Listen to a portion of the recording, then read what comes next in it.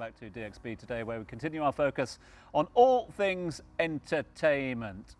Actually, that's entertainment. There's something in that, isn't it? Back in the day. Back in the day. Back in the Back day. for all of you watching. Listen, let's add into the mix yet another world-class expert in this field. Next guest is an entrepreneur changing the trajectory of the media landscape in the region through her collaborations, I should say, with global icons and international artists from across the globe, establishing herself as a power player in the region's entertainment industry. Please welcome the founder of the first female-led entertainment company in the Middle East. It is Sonal Vara Parmar, joining us here live on the sofa. Lovely to see you. Thanks for joining us. What an intro. Thank you, Tom. It's right. We are bottling these intros.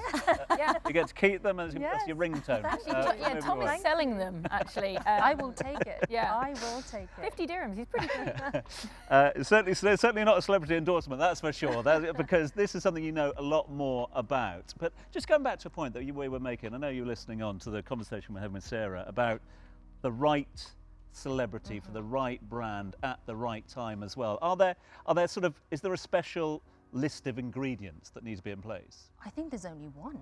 It's authenticity. Yeah. If the celebrity doesn't match the brand, doesn't feel the brand, and vice versa, there isn't this symbiotic relationship between the two, it doesn't work.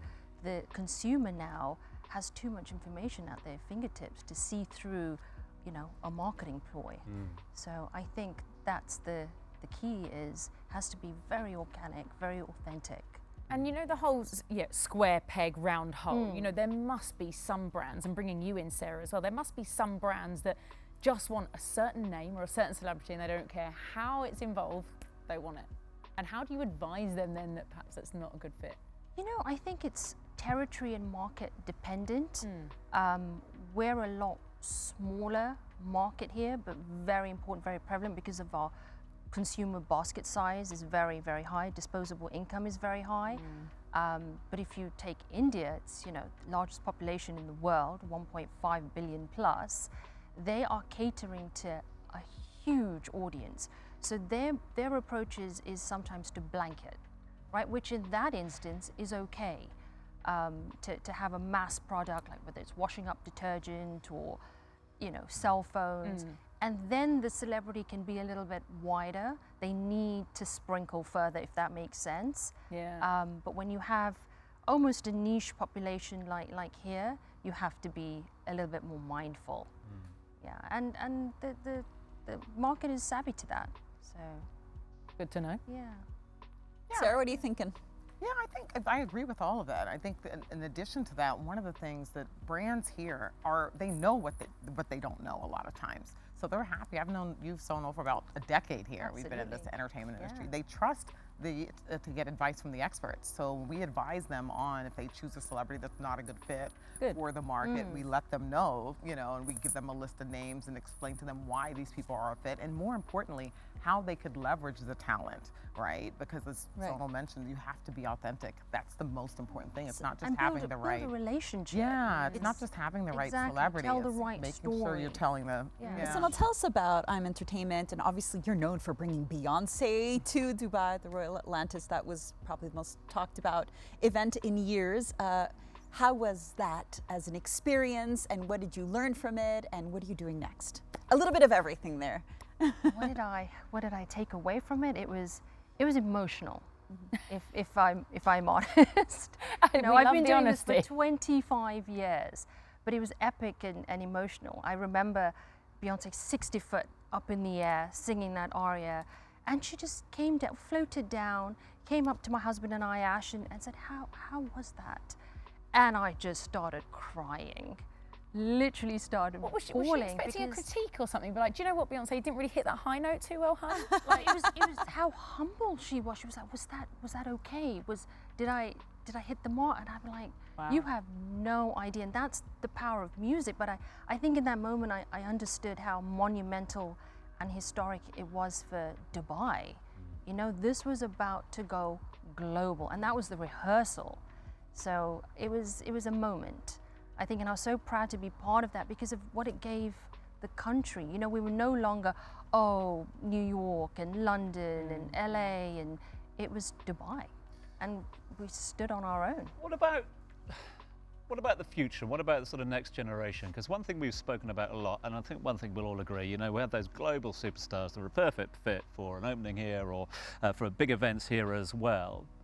But are we starting to see stars or talent come to the region or be grown for almost the grassroots of talent here as well? Are we going to get to a day where you've got homegrown talent, if you like, I fronting think so. major events? Yeah, absolutely, absolutely. I think we all have to have a vested interest in nurturing them. You know, they're very good at nurturing in the West. That's why they've got the talent. And I think we have to get to a point where we start to nurture homegrown talent, but homegrown talent also has to learn. You know, they have to learn from the best that come to the region.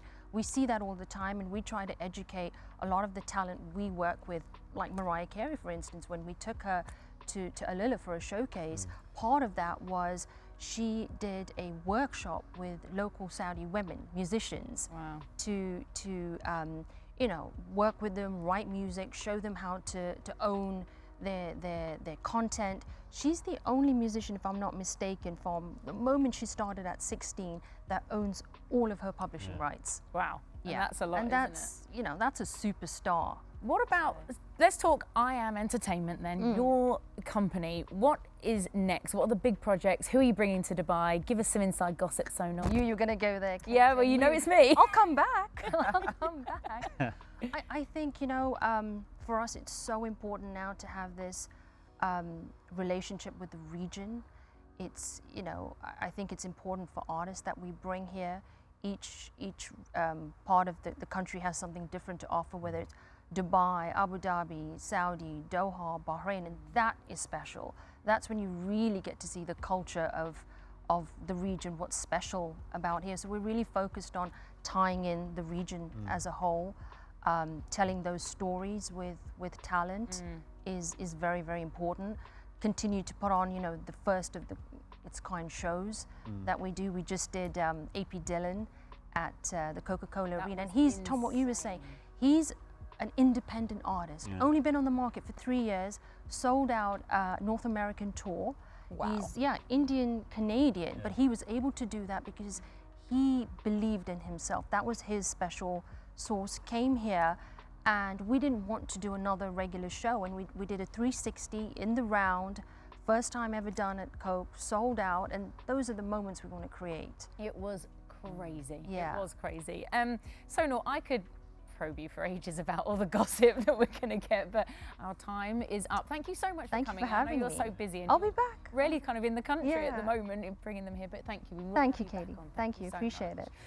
Right, for now though, we're going to move on to today's spotlight. Now, it's on a leading live entertainment company specialising in crafting unforgettable experiences through concerts and festivals, showcasing an immense talent of artists from across the South Asian music industry. This is Ashwin Sanjeti from Spotlight Entertainment.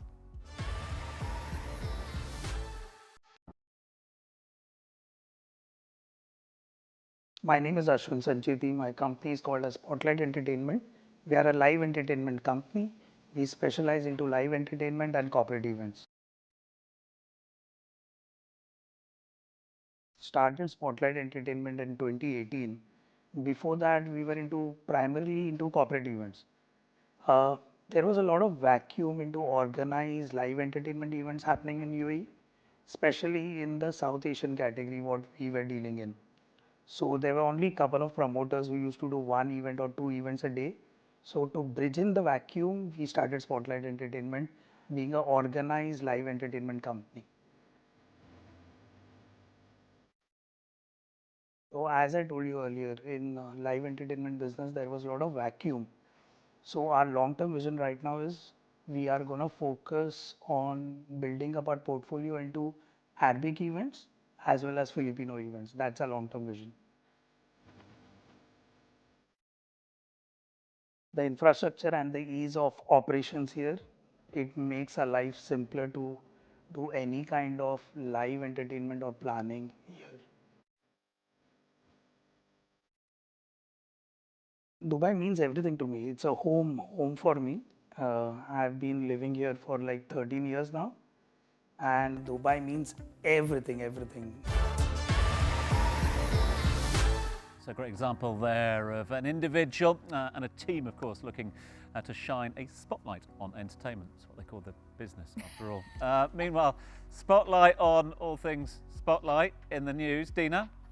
Yes, it's on me. Thanks, Tom, for that very brief intro.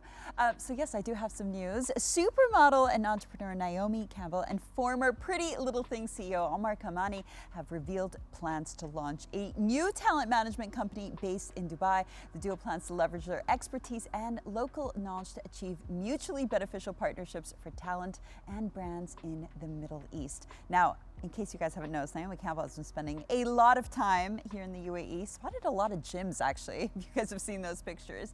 But I'm really excited by this news. I mean, she is a hustler. I've met her. She is a feisty woman. I feel like she's got some pretty awesome experience to bring to the region. I'm curious to see what she does with it. What do you think, Sarah? Does she have what it takes? Do they have what it takes? What do you think they're going to be doing? I'm a huge fan of Naomi. I mean, she is, like you said, a hustler, hard worker. She understands, you know, at least part of the entertainment industry, being in a model in the space. I think it'd be exciting to see what they come up with, for sure. There's a lot of space in the region for different types of entertainment. What do you think? I'm going to ask you to be a little critical here. Is the gap that they spotted in the market that they think they can fill? Because I'm sure you've spotted it too, which is sort of why you are as successful as you are. That's a great question.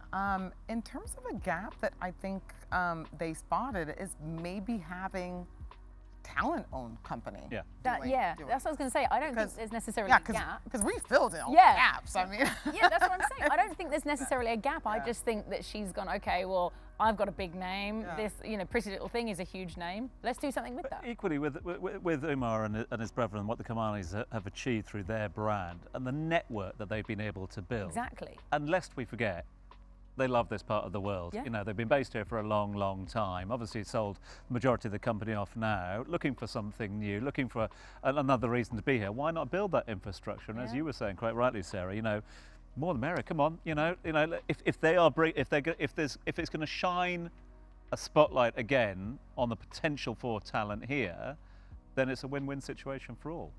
But yeah, the celebrity endorsement comes with the owners as well. It makes sense, doesn't it? Have you met her before, Naomi Campbell? yeah, I've met Naomi Campbell a number of different times, and like I said, she's a legend in the business. I've never worked with her personally, but you know, it'd be good to have her spending more time in the region. Absolutely. And of course, would love to I mean, collaborate. Katie, wouldn't you want to be represented by her?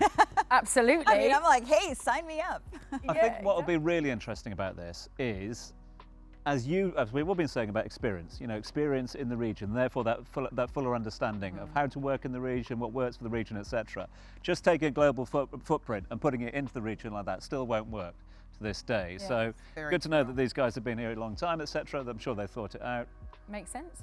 Makes sense. Right, we'll catch up with that a little bit later on. But next up, we're actually going to be discussing how local talent can quickly scale up globally with leading music streaming service Angami. See us after this.